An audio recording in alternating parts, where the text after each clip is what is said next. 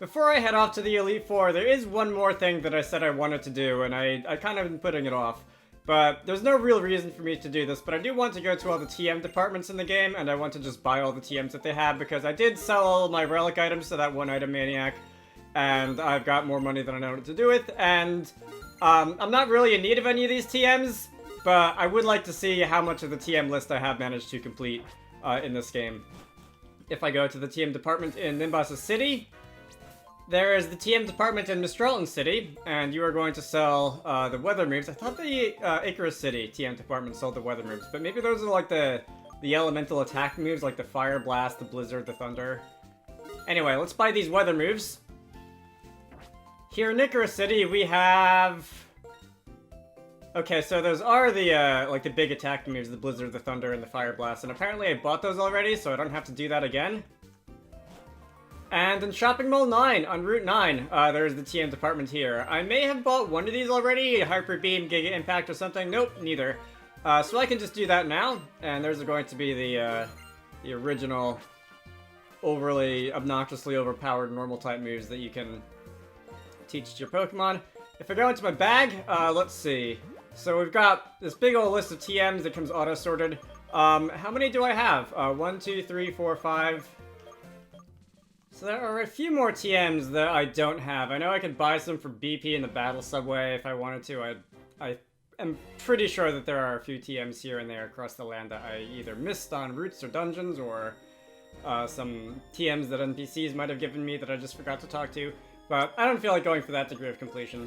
So, I have my full team with me, and I suppose I'm going to head into the Elite Four now, and I'll just run through what everyone looks like right now. Everyone is level 70 except for Gummy, who's level 72, because I did attempt to fight the Elite Four once-ish already, and then there were just a lot of encounters and matchups where, like, I would barely not do half of the opponent's health, or the opponent would just barely do more than half of my health, so I did a little bit of extra training in the big stadium and small court, and everybody is now level 70 or above.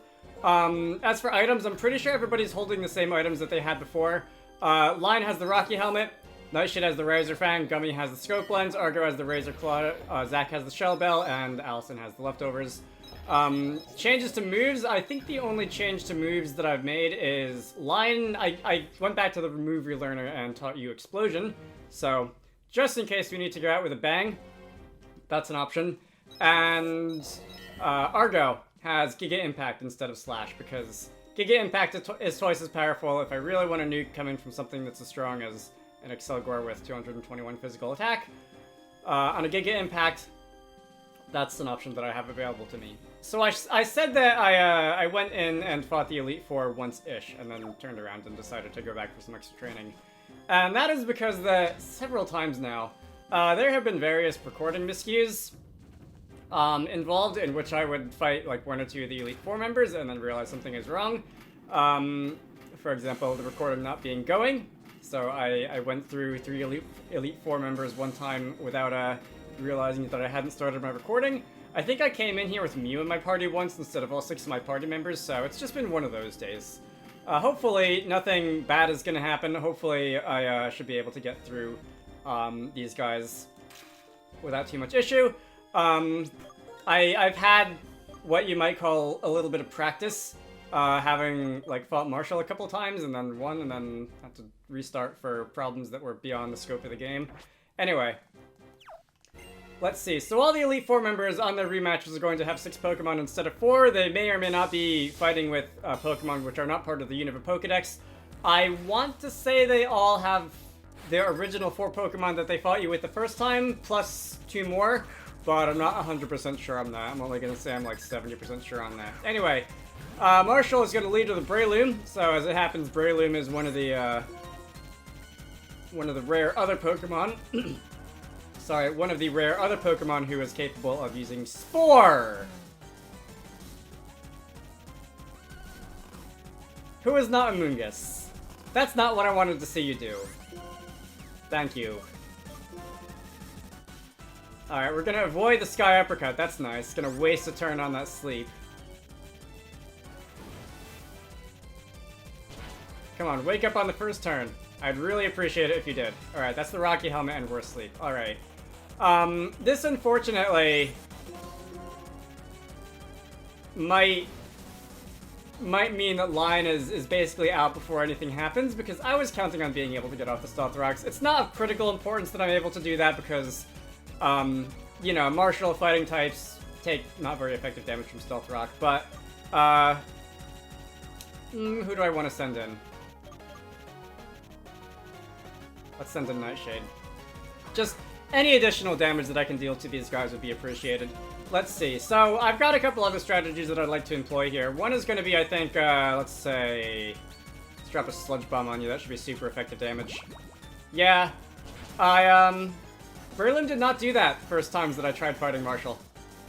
Breloom, just went straight to the Sky Uppercut, and, pretty much, let's U-turn on out against this matchup. I don't like this matchup against the Sock. I was able to get off the Stealth Rocks, Breloom went and KO'd me, and I was just able to pick up from there. Anyway, so I've got this lovely Amoonguss, and Amoonguss, fortunately, nice, flinched and couldn't move. Amoonguss, fortunately, resists fighting. Amoonguss does not resist Stone Edge, but Stone Edge doesn't get stabbed from the, you know, the opponent, so that's not really a concern of mine. If I'm able to whittle these guys down into low HP and bait Marshall into using his full restore before he really brings his big bad out, I'm gonna try and do that. You're gonna guarantee have one turn of Sleep by Spore. Amoonguss is especially good for that kind of strategy, because if I can't predict when he's gonna use a full restore, then I basically can reapply the sleep just for free instantly. Let's see, I think if you're gonna be fast asleep, if I use Giga Drain again, I'm gonna get back to pretty close to full health. And if you're gonna get down into the red, yeah, Marshall is gonna use his full restore on this turn. We're in the red, we're asleep. I can just immediately put you back to sleep. And honestly, this feels kinda cheap, but also, like, this is the strategy that I've been looking forward to spamming with Amoonguss since, like, I first decided that I was gonna put it on my team. So, we're going to be abusing Spore, we're going to be abusing recovery moves, and we're just going to be generally making life not a lot of fun for the opponents. Like, if I was Marshall right now, I would, like, forfeit the battle and then, like, jump across the field and, like, start slapping me in the face, because this is just one of those annoying things that, you know, if someone does this to you in competitive, you're really not happy about it, but if you're able to pull it off against the computer, it feels good. Alright. That got out of hand pretty quickly. Anyway, seems that Giga Drain and Sludge Bomb are doing about the same amount of damage. I thought Sludge Bomb was a little stronger, but apparently not. And Sock is down for the count on, what was that, 3 turns? So I got pretty lucky there. I got pretty lucky there with the sleep lasting, I think, the max duration. Let's see, Mian Shao is up next. That is... I could do the same thing. You typically carry Acrobatics. Alright, you can U-turn on out instead. Mian Shao typically carries Acrobatics, and you're just gonna get put to sleep on my effects for anyway. It's perfect. Yeah, and Acrobatics would have been bad news against an Amoonguss, especially if I'm gonna predict that you... Does this count as Sleep Clause because you put yourself to sleep on my effects for? I don't think Smogon would count that as Sleep Clause, but anyway, let's see. How long do I want to just stay in here and do this? So, I'm gonna not really be doing a lot of damage to Marshall's team, to Marshall's throw with Giga Drain, because I don't really have that many moves that can do a ton of damage to this guy. Throw is very bulky. Throw is like a miniature Conkeldurr in a lot of ways. I think Argo has some decently powerful moves. So Argo has Aerial Ace, but honestly, doing the damage calculations in my head, and I don't remember if I've like ran these numbers before, but Aerial Ace times super effectiveness is going to be 120 power. Iron Head at 80 power times Stab is going to be 120 power, so these two are basically the same. There's no reason to... Like, Aerial Ace is only going to be the better move if something either resists Iron Head and doesn't resist Aerial Ace, or if something is 4 times weak to Aerial Ace and takes neutral damage or worse from Iron Head. Anyway, you're going to use Super Power on me. That's probably not going to do a ton of damage, because Argo is pretty bulky, and your lowered attack is going to guarantee that you get KO'd by that Iron Head there. So I think that's going to be it for throw. You're going to send Mian Shao back in. Mian Shao is kind of still asleep, which I'm not sure if Marshall really factored into his decision to throw it out, but we can use an Iron Head on Mienshao. That should do a little more damage to you. Mienshao is not that defensive, and if you're gonna wake up and use high jump kick, that's probably curtains for Argo. Okay, sorry, Argo. So Argo's going down. Nightshade. Whenever I need something fast and to do just a little bit of damage, I count on Nightshade. Let's see. I should be able to take you down with Bug Buzz, right? That's going to be a resisted hit, but your defenses aren't very good, and you only had a little bit of HP anyway, so I think that's going to be enough for you. And Conkeldurr, this is officially your big bad. I don't know who I want to bring in here, so let's U-turn on into... Alright, because I kind of want everyone to contribute, including Gummy, who's not really going to be able to do much to a bunch of fighting types. I'm going to bring in Gummy, and that's going to be good for an Intimidate. And you're probably not going to use... Alright, Stone Edge, that's fine. You're probably not going to use a fighting move, because you're looking at a bug type. And when your attack is at -1, I think I can bring in a Mungus here, and if you get any status on yourself besides maybe poison, that'll be great. All right, effect Spore, paralysis. I can deal with that. So you're paralyzed. Your speed is at -1. Your attack is at -1. So Conkeldurr has basically been completely wrecked at this point, and I don't think there's a whole lot that that you can do at this point. So I'm going to switch in Zac. You're going to use Stone Edge. That's not going to do much to Zac even if you weren't at -1. Alright, yeah, critical hit did that much, so that would have done probably about 20 HP. I don't even know if that would have brought me below 200 if that wasn't a critical hit. I can use Earthquake. I'm just going to fire off some Earthquakes. And...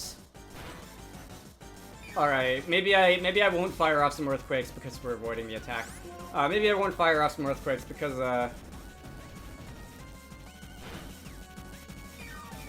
I said I wasn't going to do it, and then I did it. You're paralyzed, can't move, that's fine. Superpower would have done a lot more damage, but... You know what? Now that I think about it out loud, I don't think Superpower would have KO'd you from that point anyway, and should you have gotten to attack me with my defenses at -1, that probably wouldn't have been really great. So, Conkeldurr is going to go down. I'm going to get some HP back from that Shell Bell, and who is coming in? You'd think I would know this after I saw this team multiple times. That's Toxicroak. Alright. Toxicroak. I am not worried in the slightest about this one. I can go and use Earthquake. You're going to Toxic me. That is just going to raise my attack. And, in fact, I'm going to do my best to remember not to heal that because I would like to keep the Guts boost whenever I come in to fight something else later. In future battles, really? You're that close. Alright, whatever. We'll just do it again, and you're going to use Earthquake on me. And that's going to be fine, even with my defenses down from the superpower. Earthquake isn't going to do all that much to a Conkeldurr, and Toxicroak has been defeated. Alright.